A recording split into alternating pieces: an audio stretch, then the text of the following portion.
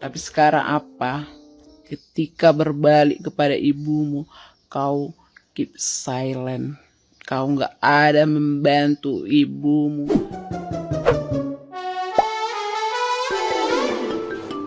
Di tengah memanasnya konflik Ruben Onsu dan Sarwenda, seorang ibu-ibu dengan akun @agnesajadeh10 menyoroti sikap Bertrand Peto yang belakangan dianggap terlalu terbuka mengkritik ibu angkatnya di ruang publik.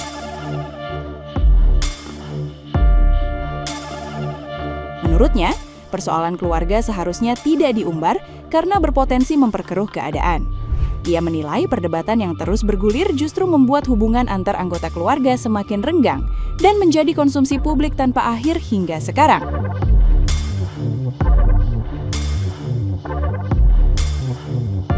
Netizen yang budiman tersebut juga menilai Sarwenda memiliki peran besar dalam perjalanan hidup Bertrand sejak diterima sebagai bagian keluarga. Karena itu, ia menyayangkan munculnya pernyataan yang dianggap menyudutkan sosok ibu angkat di tengah konflik yang masih berlangsung.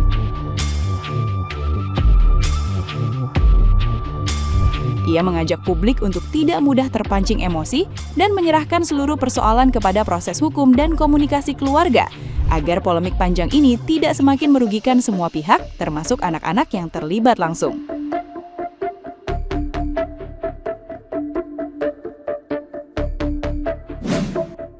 Membahas berita yang sedang up to date tentang seorang anak angkat yang memberikan klarifikasi atau pernyataan yang menyudutkan pihak bundanya. Ada beberapa teman yang menyikapi dengan membaca ulang postingan itu dengan memberikan intonasi yang lebih tegas supaya pesan yang ingin disampaikan oleh penulis sampai kepada pemirsa.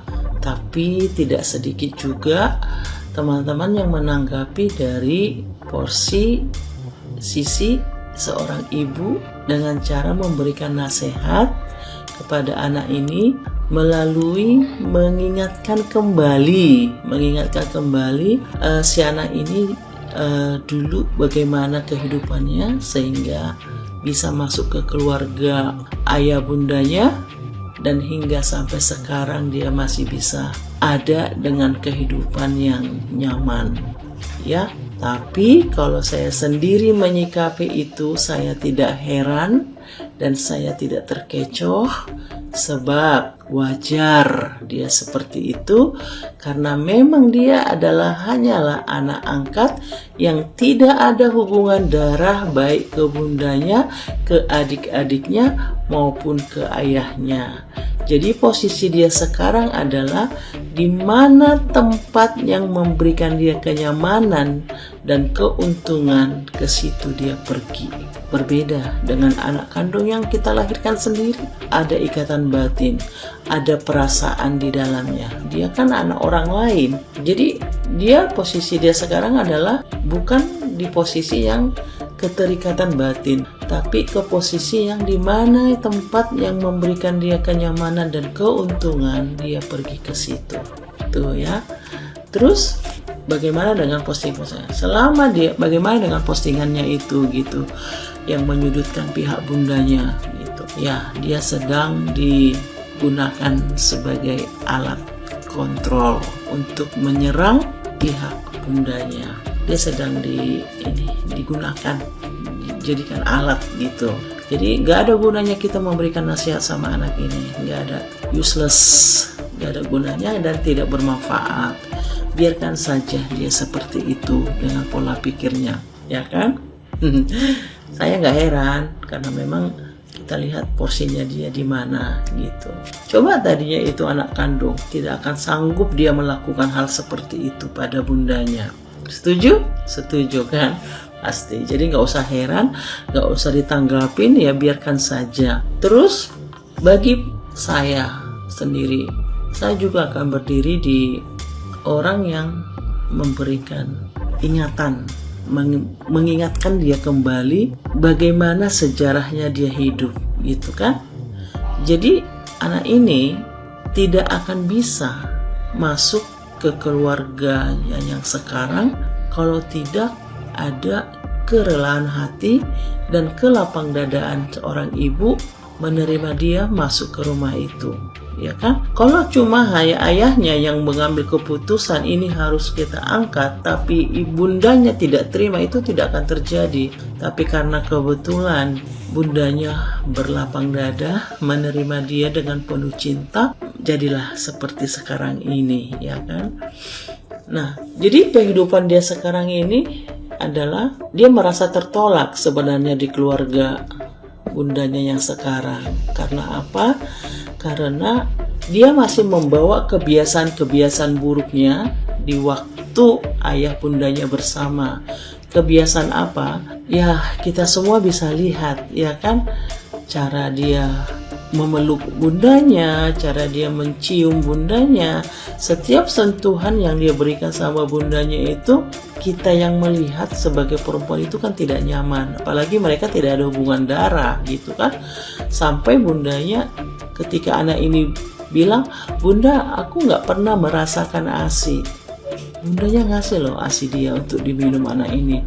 Sampai dihujat seluruh wanita Indonesia, masyarakat Indonesia menghujat ini bundanya ini karena memberikan ASI kepada orang asing, yang secara harafiahnya tuh nggak ada gunanya gitu buat dia, ya kan? Nggak ada gunanya. Jadi kebiasaan-kebiasaan itu dibawanya karena dia melakukan itu karena ada persetujuan dari ayah bundanya gitu, tidak ada istilahnya batasan gitu kan. Nah, kebiasaan itu dia bawa ke kehidupan bundanya yang baru, cara mencium, cara memeluk gitu kan dibawanya. Sementara bundanya sudah punya pacar baru yang tidak sama karakternya dengan ayahnya, ya kan? Jadi di depan pacar ibundanya dia memperlakukan hal yang sama. Cek beberapa video, dia mencium bundanya, dia memeluk bundanya, dia merangkul bundanya. Pacar bundanya nggak terima, dari raut wajahnya kelihatan, dan memang itu tidak pantas gitu. Nah, ketika itu mungkin ada yang menegur dia kan, atau mungkin dia sadar sendiri dengan tatapan pacar bundanya itu tidak baik, dan pacar bundanya nggak terima gitu, dan itu membuat dia tidak nyaman, ya kan? Akhirnya dia memilih tinggal ke sana. Jadi kalau dibilang alasan ditampar gitu ya, orang tua kita juga kandung, kalau kita melakukan sebuah kesalahan ya kita ditampar, ya kan? Dan ditamparnya juga nggak sampai berdarah-darah, mungkin cuma gitu ya. Itu wajar juga ya sebagai orang tua, kalau anak kita nggak benar juga kita tampar, iya. Kemudian dia bilang dan di sini perlu hati-hati ya, perlu hati-hati. Anak ini sudah membawa masuk ke ranah paling sensitif di negara kita. Apa? Mengarah ke agama. Banyak orang mengarahkan masalah ini ke agama gitu ya. Karena kita tahu semua si ayahnya ini kan sudah pindah agama dari agama yang sebelumnya, dan pindah agama. Jadi itu hal yang sensitif gitu. Jadi orang ini seolah-olah kayak mengarahkan ke sana gitu, mengarahkan ke agama ini. Padahal masalah yang sebenarnya bukanlah di situ, bukanlah di masalah agama ini, ya kan? Perceraian ayah bundanya juga sudah klarifikasi kok, perceraian mereka bukan karena agama, tapi ada hal-hal yang masih sampai saat ini masih di-keep kedua belah pihak, ya kan? Jadi nggak usah diinikan anak-anak ini, nggak usah terlalu diinilah.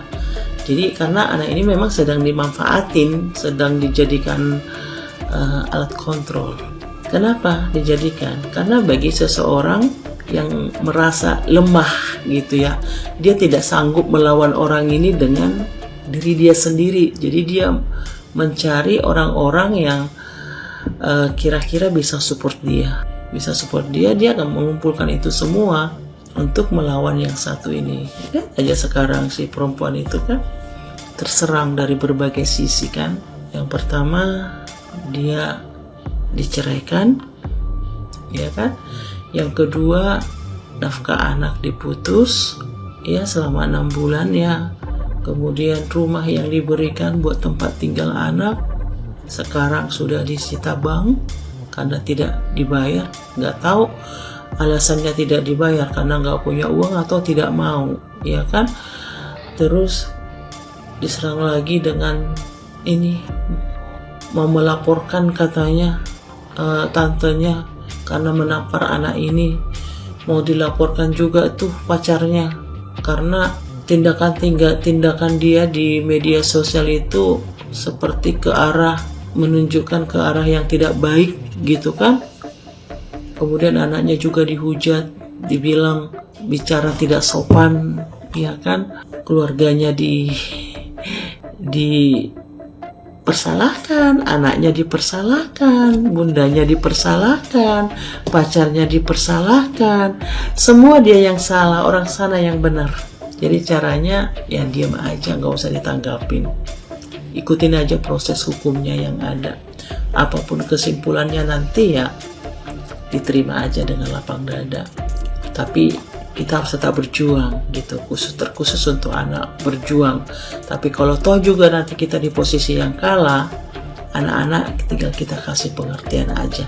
Pokoknya. Nah, gimana nih menurut netizen yang terhormat? Silahkan berkomentar ya. Tahu kisah maling kundang kan ya? Maling kundang ya? Yang anak durhaka tuh. Maling kundang ya? Yang kukutuk kau jadi batu. Bener kan ya maling kundang? Kenapa gue rasa-rasa Onyok jadi berupa maling kundang ya? Perasaan gue dulu segitu lengketnya dia sama Sarwenda.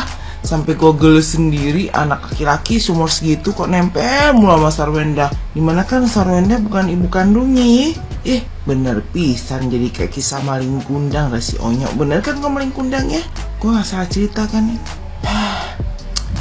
Jangan kacang lupang kulitnya dek. Baik-baik lu belain ayah, dengarkanlah. Bener kan maling kundang tapi ya?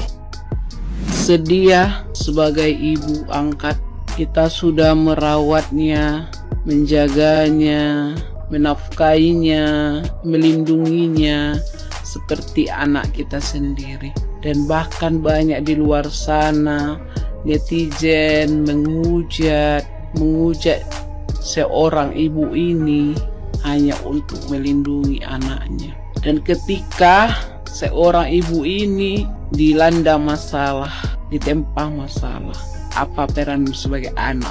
Apa peranmu sebagai anak? Kau nggak ingat ya? Ibu mati-matian membelamu, ibu mati-matian melindungimu dari mulut-mulut netizen yang jahara. Itu demi kau. Tapi sekarang apa? Ketika berbalik kepada ibumu, kau keep silent. Kau nggak ada membantu ibumu yang sudah memperjuangkanmu. Malah apa? Kau buat statement yang menyakiti perasaan ibumu. Malah kau buat ibu semakin hancur. Anak seperti apa kau? Sebagai anak harusnya hatimu teriris, sedih melihat ibumu seperti itu. Harusnya anak itu garda terdepan buat orang tuanya ya. Ketika ada orang yang menyakiti hati ibumu, harusnya kau garda terdepannya yang melindungi ibumu. Bodoh, bukan kau buat statement aku diginiin, aku digituin. Tai. Gak ada orang tua yang memarahi atau memukul anaknya kalau gak salah. Pakai ini, gak ada ya. Kami juga sebagai anak pernah dipukul, pernah dimarahin sama orang tua. Tapi kami gak pernah buat statement bahwa orang tua aku gini-gini, bla bla bla. Kami ngerti, kami kenapa dipukul, karena kami salah. Kami kenapa dimarahin, karena kami salah. Tapi ketika orang tua kami ada masalah, kami sedih, hati kami teriris. Kami langsung berpikir gimana caranya supaya masalah orang tua kami selesai. Bukan kayak kau ajak seluruh netizen tambah menghujat ibumu. Kimak kau ya.